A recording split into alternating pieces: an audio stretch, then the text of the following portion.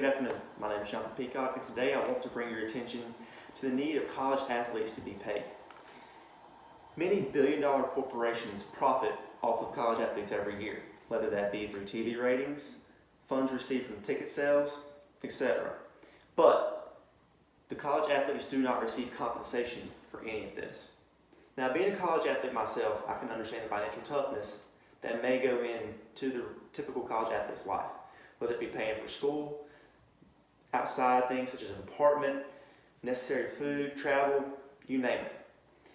Now, players are left behind in all of this, no matter what their contribution is. College athletes generate an enormous amount of revenue for their school, the state, or the NCAA, but they're restrained from profiting off of this. Let's get to this. The sports world has exploded over the past couple of years, and the revenue built up by college athletes is astronomical. Now, because it gives more attention to the college than it had originally, that's brand marketing at its finest right there. But it's like an unpaid worker. The athlete's not being paid. Now, Michael Wilbon, an ESPN analyst, agrees that athletes should be paid. For example, CBS Interactive just stated that athletes are being held from possibly gaining thousands of dollars through college based off their likelihood and the revenue they generate. Now, some people say, why pay them? They have scholarships. There's certain advantages because of those scholarships. Scholarships can't go but so far. Take baseball, for example. There's an amount of between 13 and 17.5% of the team can receive scholarships, and they don't receive full scholarships because there's not enough money to go around. Whereas teams like basketball and football can receive these full scholarships. So financially, it's a little bit easier on those athletes for that sport. But that's mainly for men's. Now, the players are the workers for the NCAA, the school, etc. Now, for a multi-billion-dollar industry like the NCAA, where does all the rest of the money go? Now, CBS signed a deal with the NCAA worth $11 million.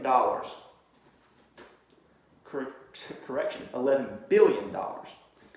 So the prominence the athletes bring to colleges and the sports world is enormous. Without them, the revenues generated for the colleges or the corporations would decrease drastically. College athletics, as I can tell you, is a full-time job in its own. But you add academics on top of that, it's like working a job and a half. The plate's already full, and you just keep throwing more onto it. This adds for a very stressful situation. It causes for trouble with financial situations with the athlete, and the list just keeps growing. Now, found in an article by Bleacher Report, and as I can tell you this myself from knowing this, it's illegal for college athletes to work during the academic or athletic year. This is in place by NCAA, and really, it's another way to prevent athletes from gaining money. Now, the question comes in, how can you pay them? Well, there's many ways. You can start by squeezing money out of bloated organizations and redistribute it, found in, as one analyst expressed from the College Express.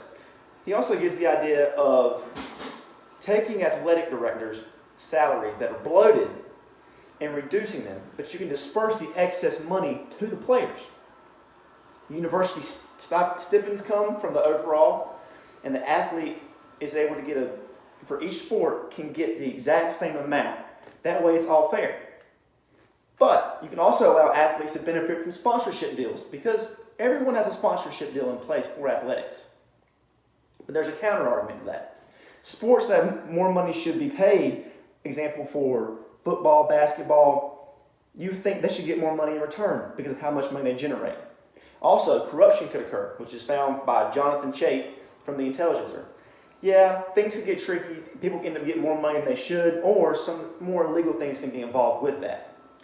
But gender inequality will rise as an issue due to more sports generating more money, like I said, with basketball and football. So that would cause a problem between males earning a certain amount and females earning a certain amount if you base it on how much each sport brings in. But to end that conclusion, athletes deserve pay as they're an undervalued workforce. They shouldn't have to struggle to live comfortably.